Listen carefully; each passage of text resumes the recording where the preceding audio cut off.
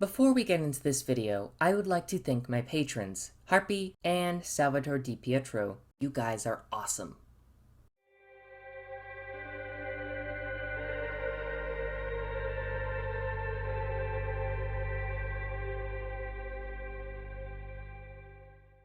Hey y'all, welcome back to the channel. You've read the title already, so yeah, this is an unscripted, or relatively unscripted, I have some talking points, video about my thoughts on Halo Infinite's winter update. So, liking, subscribing is awesome, commenting helps with the dreaded system that should not be named, link trees in the comments and description can take you to my other channels, Patreon, Discord, and let's get straight into it. So, here's the big question that I'll just get into right away. Has the winter update saved Halo Infinite? Well, surprisingly, yeah, kind of. The game was in the process of an arguably slow and agonizing death, but now it's on life support. It's gonna live, but it's on life support. This update has been good, and it's done some pretty good and incredible things for Halo Infinite, but it's only the beginning, and there's still a lot of work that needs to be done. So let's start off simple with Halo Infinite's campaign, and a few things have been done here. The biggest one is campaign co-op. When Halo Infinite launched, there were many core features of a Halo game that just were flat out missing, not there. One of them was the ability to play the campaign with your friends, and well, that was frankly a tragedy. Playing with your friends is a big part of Halo that goes all the way back to Halo CE. LAN parties, couch co-op, later on Xbox Live, and more recently things like Steam. It's allowed people to experience some of gaming's best stories together. And Halo 5 had received a heavy amount of rightly deserved criticism for its lack of couch co-op. For the first time ever, you could not sit on the couch with your buddies one night to play Halo. You could play online, but not couch co-op. And I can attest to this sucking. I remember growing up playing Halo Reach, Halo 4, Halo 3 with Cal when he would come over, and we'd just spend the whole night playing Halo or Destiny. And granted, Destiny doesn't have couch co-op, but Destiny had, sometimes Cal would bring over the console. In the case of Halo, just turn on two controllers and play it, so it sucked. And Halo Infinite was even worse, lacking couch co-op and online co-op. Online co-op has been introduced to the game now, and, well, it's actually kind of a blast. Between the flight and the release, I've actually really enjoyed Infinite's open world even more with friends. It's pretty fun, and Infinite's campaign allows people to do things that you just weren't able to do before. I know a lot of people were upset about there being a limit about how far players are allowed to be from one another, but honestly, it makes sense. It's nothing new for Halo games to force co-op players to stick together. Halo Infinite is arguably the least restrictive out of all the Halo games.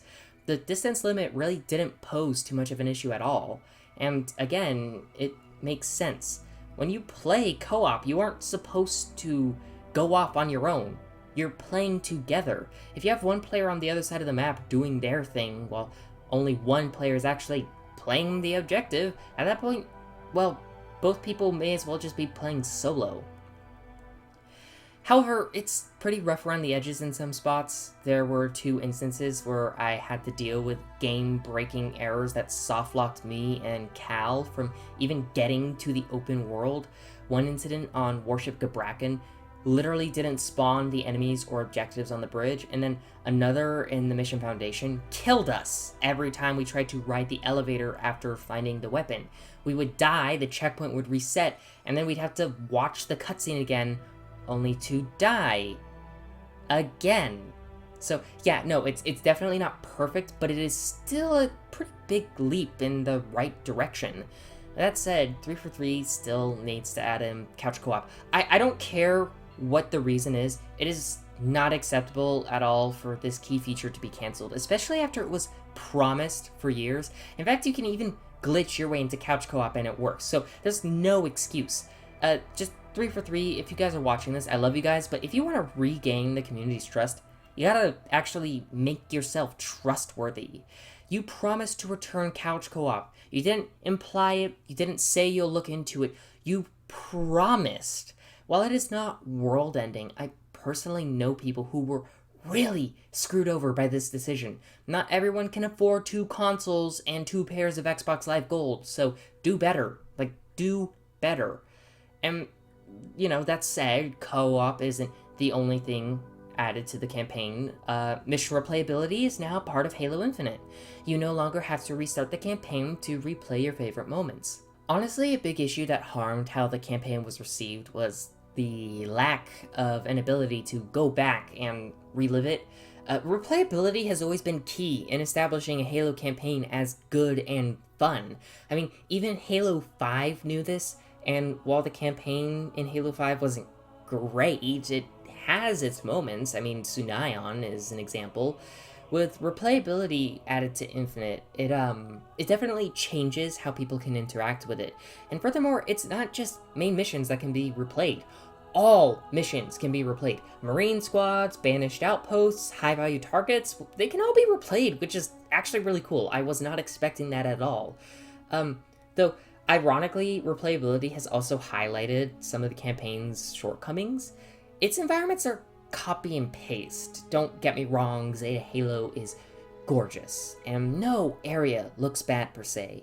In fact, I personally see Infinite as the best looking Halo campaign, but I will point out that part of what makes a story unique is, well, its settings, environments. I mean, you can recall every mission of Halo 3 based on environments alone. Same with Halo 4, Halo 2, Halo Reach, Halo 5, and even ODST. And actually, when you think about it, ODST is a good case study for how to make a single setting feel so diverse. Because the entire game is set in New Mombasa on one single map, like Halo Infinite, yet most missions are unique. They're fun. I think Halo Infinite really missed an opportunity here, especially given this is a Halo ring. This is literally designed to be diverse with all these different environments. When all the environments are the same, the story begins to blend together. Things are less notable, which puts a very unhealthy level of pressure on character development, gameplay, and music to make things stand out. Games need a healthy combination of everything to make things work in a lot of cases, especially in Halo's case. Subnautica is arguably the best example of an open-world game doing just that. Every environment is unique, has its own vibe, its own music, interactions, lore, and Subnautica is nowhere near as character-driven as Halo Infinite. But I can still recall every single area of Subnautica and the events within them with perfect clarity because they are just so incredibly unique. Halo Infinite really missed an opportunity here, and I hope this will be rectified with future DLC and releases. So, next up, Forge.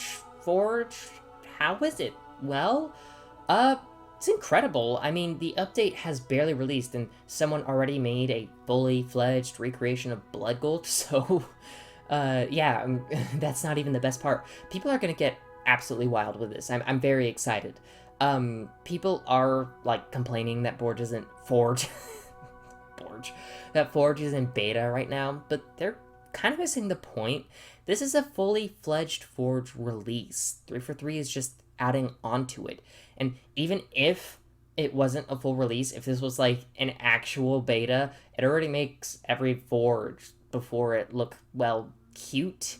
In fact, the 2 new maps released were made entirely in Forge. This is why it took so long for 343 to add new maps. Now they have all the tools they need. Forge isn't perfect. I went in and tried to play around with it. Not gonna lie, I was hella confused. It was pretty overwhelming for me as someone who's not too familiar with Forge. I do know that 343 has a series called Forge Fundamentals, which I will watch soon, but there's a lot. It's a lot. That's not necessarily a bad thing. A lot is good.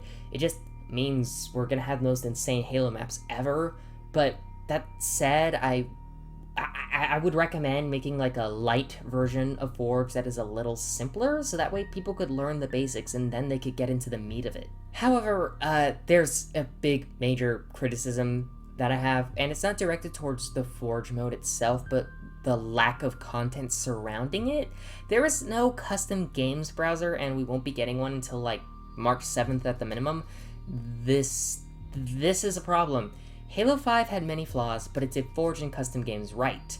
Part of what Halo 5's frankly pretty damn cool Forge was able to accomplish was highlighted through the custom games browser, which was always a blast to play through. So to release Forge without a custom games browser, that's a bad idea.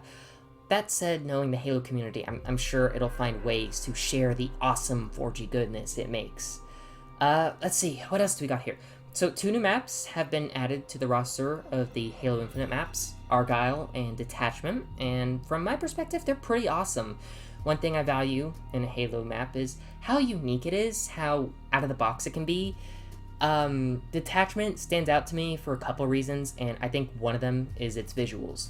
I'm a big fan of merging industry and urban centers in with nature, so when an artificial structure is built into a natural object or formation rather than on top of it, I'm an instant fan. Detachment is a recently reactivated UNSC facility that's been built into a naturally forming cliffside tucked away in a mountain range. When looking at it, you get the sensation that it's clandestine or deliberately hidden, which I like. The UNSC has really been forced into these scattered pockets, and it makes sense that what is left of it would make use of various environments to act as natural defenses. But, well, how does it play? And I'll say I had a blast. I like there's an island on the map that can only be reached through special man cannons, and the incentive to go to that risky and exposed island is the power cannon power weapon set right in the middle. Plus, it can make for some interesting capture the flag moments.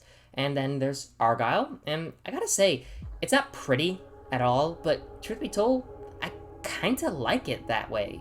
Argyle doesn't make any sense, but some of Halo's best maps just don't make sense. Kind of reminds me of some of Halo CE's older, wackier maps, which I really enjoyed.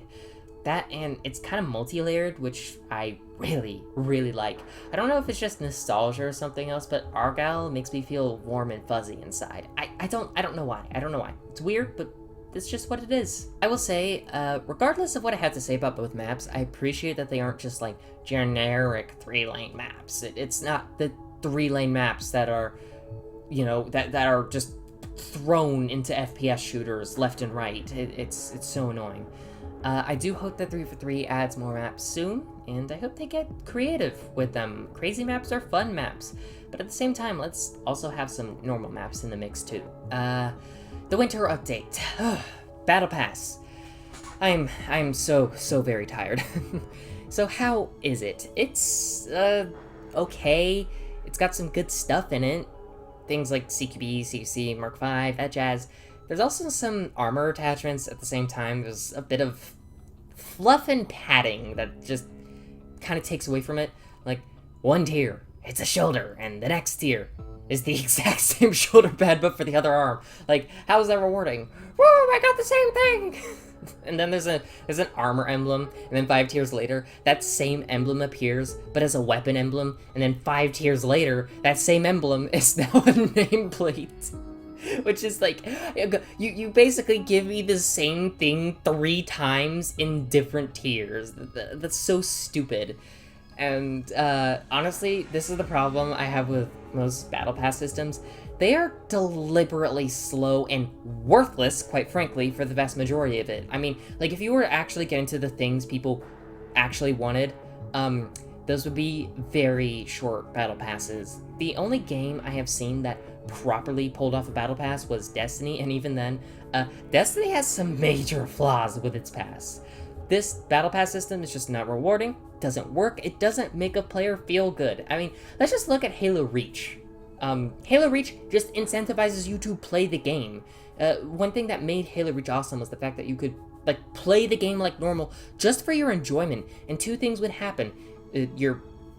Based on your performance, either in the campaign, firefight, or PvP, you would progress through ranks. And I mean, actual ranks. These ranks just aren't like, oh, I'm rank 50 now. It was actual, legit, military-esque ranks. And also, you get credits. You could spend these credits on simple armors, or you could save them up and really grind for those hard-to-get customization items. I don't get why Halo Infinite can't do that, and why can't it just have additional armors on the side that can be legitimately purchased through an in-game store? And for that matter, the in-game currency in Halo Infinite is really deceptive. You have to pay actual money to get this currency, so why even bother to have it? Why not have actual price tags in the store? Well, I mean, that's because a big fat dollar bill is a much bigger turnoff than, ooh, fancy credits. I mean, think about it. If you scroll through Halo Infinite's store, you'll see things like 350, 1,000, 1,200, and you'll probably shrug and move on. Now, take those out and substitute them with their actual values.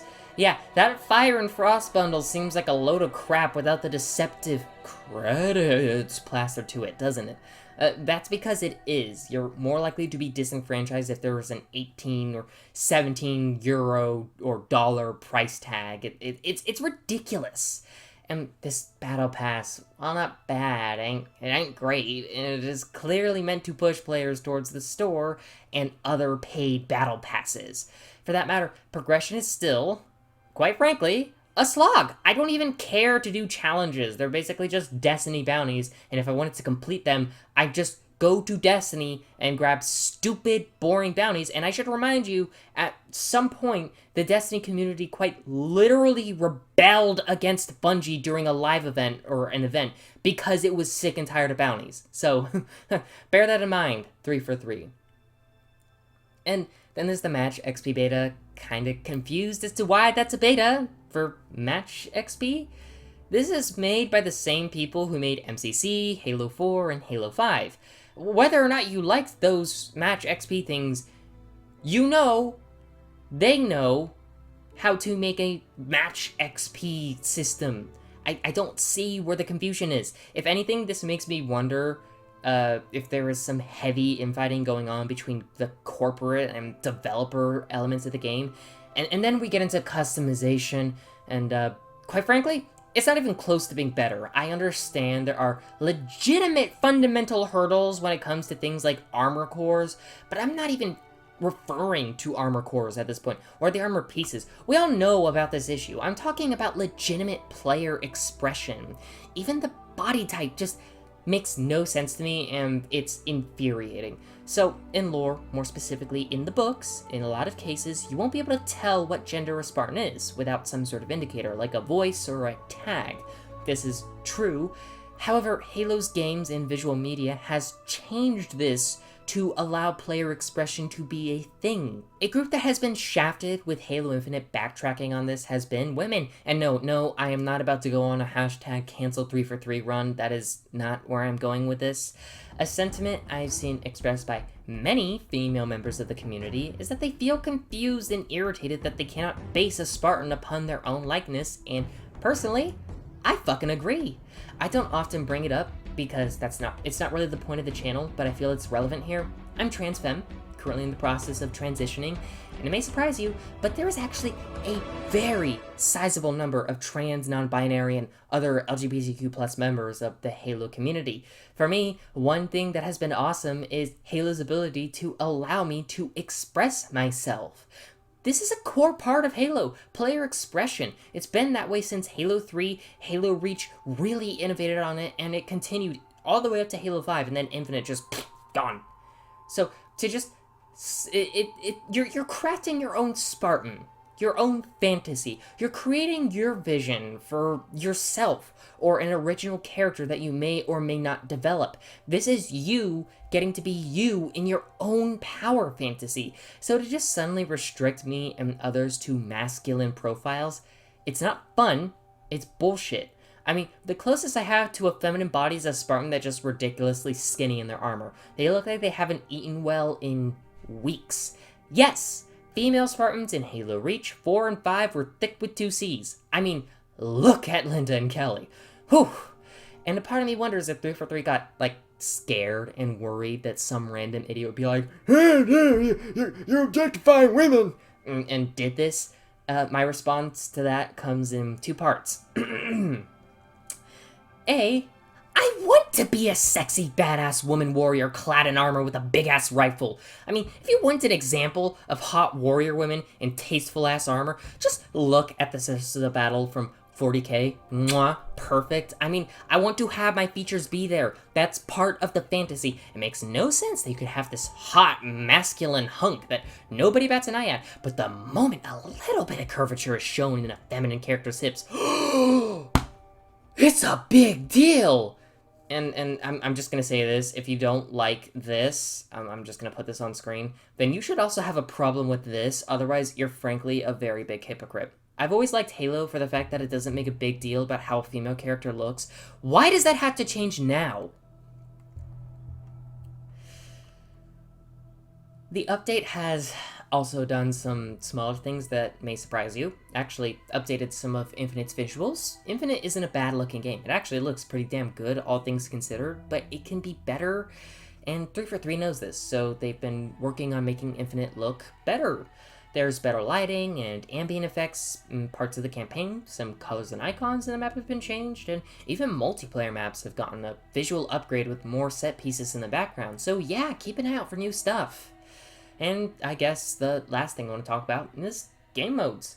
Winter Update has added a new game mode called Join Ops. It's fun, not the best, but it's fun, that's what matters at the end of the day, but being brutally honest, 343 should be more focused on getting more iconic game modes, like Infection, into the game, instead of making new modes like Joint Ops.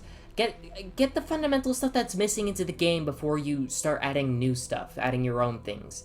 And really, that comes down to the final thing I have to say regarding the Winter Update. This update has been a major leap forwards for Halo Infinite, but we can't just declare mission accomplished yet.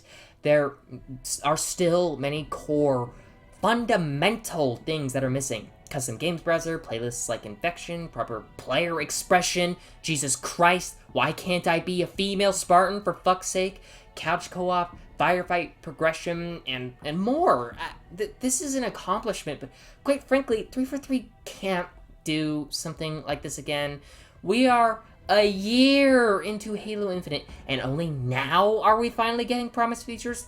That's both unacceptable and not something the community will stand for again. I know I sure as hell won't stand for that. 343, I love you guys, but, like, no. No. No. It is clear to me that 343 still has internal issues to iron out. A proper, consistent flow of content that needs to start, and for that matter, we need better communication. I've been practically screaming this from the rooftops for months. 343 has these periods where they'll chat with the community, and they'll be the most talkative dev ever, and then they'll just be like, seems like this radio silence is ending, but it will take a lot more than some videos and an update to regain the community's trust. I mean, 343, you guys really got to take to heart what a promise means, and you really got to come to a conclusion about what is a realistic goal and what isn't. That isn't even getting into future updates and DLC for the Halo Infinite campaign. That's like a whole other can of worms for another day. This update, definitely a win for 343 in the Halo community, but a lot of work still needs to be done. A lot, and Halo Infinite may be alive, but it's certainly not well. We have long ways to go, and hopefully change will happen at a faster rate, but what about you? What do you think about all of this? How are you enjoying Forge? And let me know in the comments on my Discord or my Patreon, and I'll see you in the Cosmos, friends.